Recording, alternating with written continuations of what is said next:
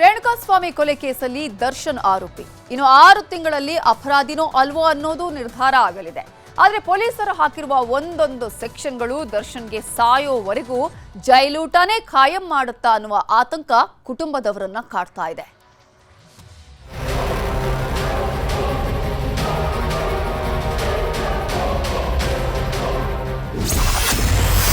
ಜಾಮೀನು ರದ್ದಾಯಿತು. ದರ್ಶನ್ಗೆ ದಾರಿ ಏನಿದೆ? ರೇಣುಕಾಸ್ವಾಮಿ ಕೊಲೆ ಕೇಸ್ನಲ್ಲಿ ಹೈಕೋರ್ಟ್ ನೀಡಿದ್ದ ಜಾಮೀನನ್ನ ಸುಪ್ರೀಂ ಕೋರ್ಟ್ ರದ್ದು ಮಾಡಿದೆ. ಆ ಬಳಿಕ ಎಲ್ಲ ಆರೋಪಿಗಳನ್ನ ವಶಕ್ಕೆ ಪಡೆದಿರುವ ಅನ್ನಪೂರ್ಣೇಶ್ವರಿ ನಗರ ಪೊಲೀಸರು ನ್ಯಾಯಾಧೀಶರ ಎದುರು ಹಾಜರುಪಡಿಸಿ ಪರಪ್ಪನ ಅಗ್ರಹಾರಕ್ಕೆ ರವಾನೆ ಮಾಡಿದ್ದಾರೆ. ಈಗ ಮುಂದಿನ 6 ತಿಂಗಳ ಕಾಲ ಜಾಮೀನು ಅರ್ಜಿ ಸಲ್ಲಿಕೆಗೆ ಅವಕಾಶವಿಲ್ಲ ಎನ್ನಲಾಗ್ತಿದೆ. ಒಂದು ವೇಳೆ ಸುಪ್ರೀಂ ಕೋರ್ಟ್ನ 3 ಸದಸ್ಯ ಪೀಠಕ್ಕೆ ಅರ್ಜಿ ಹಾಕಿದ್ರೂ ಕೋರ್ಟ್ ಮಾನ್ಯ ಮಾಡುವ ಸಾಧ್ಯತೆ ಬಹುತೇಕ ಅನುಮಾನ.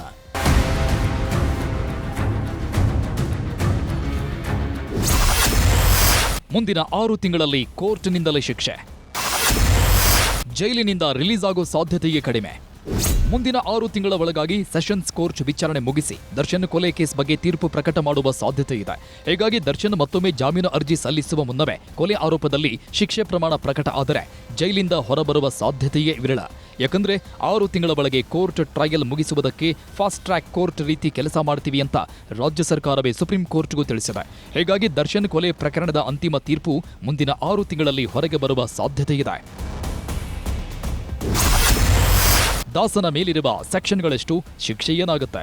ರೇಣುಕಾಸ್ವಾಮಿ ಕೊಲೆ ಪ್ರಕರಣದಲ್ಲಿ ಪೊಲೀಸರು ಚಾರ್ಜ್ ಶೀಟ್ ಸಲ್ಲಿಸಿದ್ದಾರೆ. ಇದರಲ್ಲಿ ದರ್ಶನ್, ಪವಿತ್ರಗೌಡ ಸೇರಿದಂತೆ ಆರೋಪಿಗಳ ಮೇಲೆ ಹಾಕಿರುವ ಕೇಸ್ಗಳು ಒಂದಕ್ಕಿಂತ ಒಂದು ಭಯಾನಕ, ಒಂದಕ್ಕಿಂತ ಒಂದು ಕಠಿಣ ಶಿಕ್ಷೆ ನೀಡುವ ಪ್ರಕರಣಗಳೇ. ಐಪಿಸಿ ಸೆಕ್ಷನ್ 302 ಹಿಂಸೆ, ಹಲ್ಲೆ ನಡೆಸಿ ಕೊಲೆ ಮಾಡುವುದು. ಈ ಸೆಕ್ಷನ್ಗಳು ಸಾಬೀತಾದ್ರೆ ಆರೋಪಿಗಳಿಗೆ ಜೀವಾವಧಿ ಶಿಕ್ಷೆ, ದಂಡ ಅಥವಾ ಎರಡೂ ಆಗಬಹುದು. ಐಪಿಸಿ ಸೆಕ್ಷನ್ 201 ಕೃತ್ಯ ಮುಚ್ಚಿಡಲು ಸಾಕ್ಷ್ಯನಾಶ, ತಪ್ಪು ಮಾಹಿತಿ ನೀಡಿದ ಆರೋಪಗಳಿವೆ. ಈ ಪ್ರಕರಣ ಸಾಬೀತಾದ್ರೆ 7 ವರ್ಷದವರೆಗೆ ಜೈಲು, ದಂಡ ಅಥವಾ ಎರಡೂ ಆಗಬಹುದು. ಐಪಿಸಿ ಸೆಕ್ಷನ್ 364 ಅಡಿ ಹತ್ಯೆ ಉದ್ದೇಶಕ್ಕೆ ಅಪಹರಣ ಮಾಡಿದ್ದು ಅಂತ ಹಾಕಿದ್ದಾರೆ. ಈ ಸೆಕ್ಷನ್ ಪ್ರೂವ್ ಆದ್ರೆ 2 ರಿಂದ 10 ವರ್ಷ ಅಥವಾ ಜೀವಾವಧಿ ಶಿಕ್ಷೆ ಗ್ಯಾರಂಟಿ. ಐಪಿಸಿ ಸೆಕ್ಷನ್ 384 ಹಲ್ಲೆ ನಡೆಸಿ ವ್ಯಕ್ತಿಯ ಸುಲಿಗೆ ಮಾಡಿದ್ದು 3 ವರ್ಷದವರೆಗೆ ಜೈಲು, ದಂಡ ಎರಡೂ ಆಗಬಹುದು. ಐಪಿಸಿ ಸೆಕ್ಷನ್ 120B ಅಡಿ ಅಪರಾಧ ಕೃತ್ಯಗಳಿಗೆ ಸಂಚು ರೂಪಿಸಿದ್ದ ಪ್ರಕರಣವಿದ್ದು 6 ತಿಂಗಳು ಜೈಲು, ದಂಡ ಅಥವಾ ಎರಡೂ ಆಗಬಹುದು.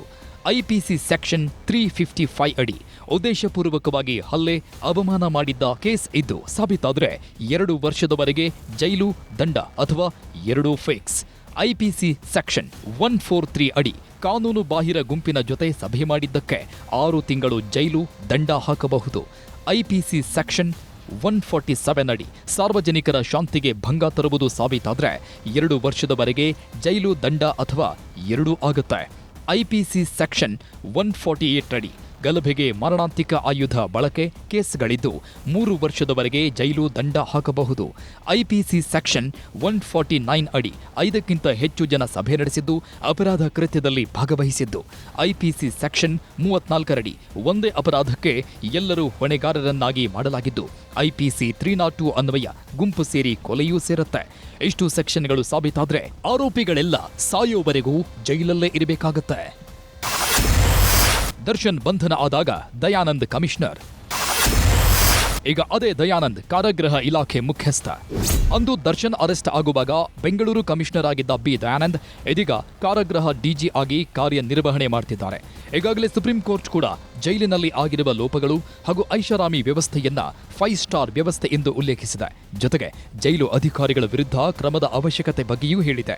ಹೀಗಾಗಿ ಜೈಲು ಅಧಿಕಾರಿಗಳ ಜೊತೆಗೆ ಸಭೆ ನಡೆಸಿರುವ ದಯಾನಂದ್ ಜೈಲಿನಲ್ಲಿ ಯಾವುದೇ ಸೌಲಭ್ಯ ನೀಡದಂತೆ ನಿರ್ದೇಶನ ನೀಡಿದ್ದಾರೆ. ಸಾಮಾನ್ಯ ಕೈದಿಗೆ ನೀಡುವಂತೆ ಬ್ಯಾರಕ್ ವ್ಯವಸ್ಥೆ ಮಾಡಬೇಕು ಎಂದು ತಿಳಿಸಿದ್ದಾರೆ.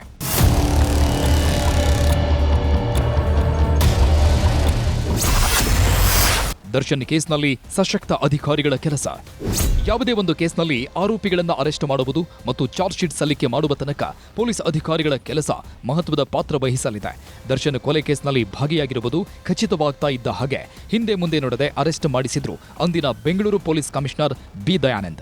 ಆಮೇಲೆ ಸರ್ಕಾರಕ್ಕೂ ಮನವರಿಕೆ ಮಾಡಿಕೊಟ್ಟು ಬಂಧನಕ್ಕೆ ಸೂಚನೆ ಕೊಟ್ಟಿದ್ರು. ಇನ್ನು ಕೊಲೆಯ ಕೇಸ್ನಲ್ಲಿ ದರ್ಶನ ಪಾತ್ರದ ಬಗ್ಗೆ ಖಚಿತ ಆಗ್ತಾ ಇದ್ದ ಹಾಗೆ ಬಂಧನಕ್ಕೆ ಆದೇಶ ಮಾಡಿದ್ದು ಡಿಸಿಪಿ ಗಿರೀಶ್ ಕುಮಾರ್. ಈ ಪ್ರಕರಣದ ಸಿಇಒ ಆಗಿದ್ದ ಎಸಿಪಿ ಚಂದನ್ ಕುಮಾರ್ ಕೂಡ ಯಾವುದೇ ಮುಲಾಜಿಗೆ ಒಳಗಾಗದೆ ಚಾರ್ಜ್ ಶೀಟ್ ಸಲ್ಲಿಸಿದ್ರು. ಈಗಲೂ ದರ್ಶನ್ ಕೇಸ್ನಲ್ಲಿ ಈ ಮೂವರೇ ಕಠಿಣ ನಿರ್ಧಾರ ತೆಗೆದುಕೊಳ್ಳುವ ಮೂಲಕ ಕಾನೂನು ಕರ್ತವ್ಯವನ್ನ ಸಮರ್ಥವಾಗಿ ನಿಭಾಯಿಸುತ್ತಾರೆ ಅನ್ನೋದು ಇಲ್ಲಿ ಗಮನಿಸಬೇಕಾದ ಅಂಶ.